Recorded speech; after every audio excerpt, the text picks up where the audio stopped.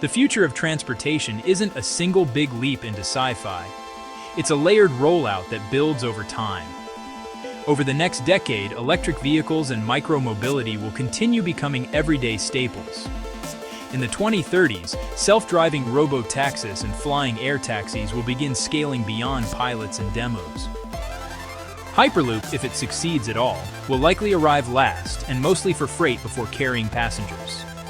This video walks through each of these technologies, explains where they realistically stand today, and shows how they're likely to fit into daily life over the next 20 years. But before I begin this journey, please consider hitting the like button and subscribing to my channel if you enjoy this video. It's simple to do, it supports my work, and I appreciate it very much.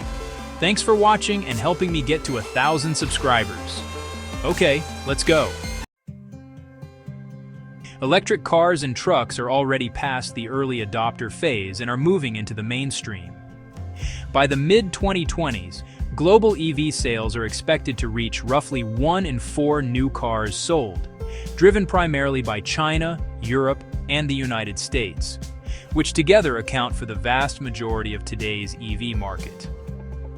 Looking further ahead, projections suggest the global EV fleet could grow to around 245 million vehicles by 2030 and more than 500 million by 2035. That would mean roughly 1 in 4 cars on the road worldwide is electric within about a decade. Market forecasts also show steady growth rather than a sudden flip, with the plug-in EV market value roughly doubling between the mid-2020s and mid-2030s. In everyday terms, the 2025-2035 period is when EVs quietly become the default new car choice in many regions. Gasoline and diesel vehicles won't vanish overnight, but they'll increasingly feel like leftovers from an earlier era, lingering well into the 2040s. Fully autonomous driving is real, but still very limited.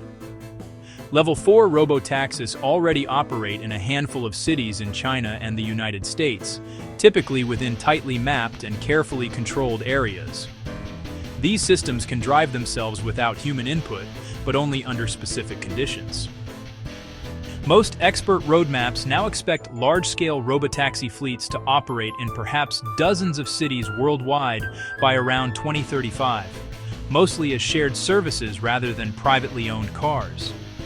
Surveys across the auto and tech industries suggest that true Level 5 autonomy, cars that can drive anywhere, anytime with no human fallback, remains a goal for around 2040, with major uncertainty surrounding regulation, safety validation, liability, and cost.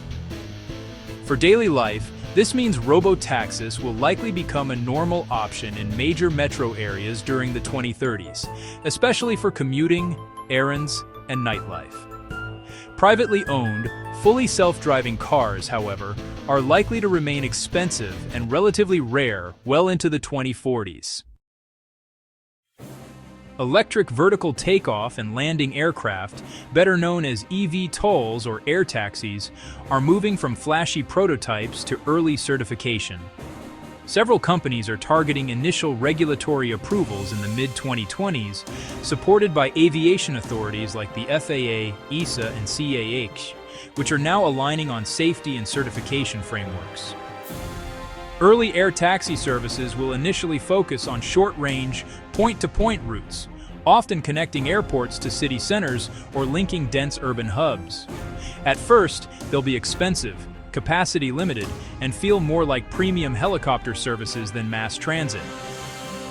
By the early to mid-2030s, seeing air taxis in the sky over major cities may feel normal, even if most people only use them occasionally. Truly affordable, mass-market flying rides are more likely a late 2030s or 2040s story, assuming costs, noise, and infrastructure challenges are solved. Hyperloop has always promised dramatic speed and equally dramatic timelines that keep slipping.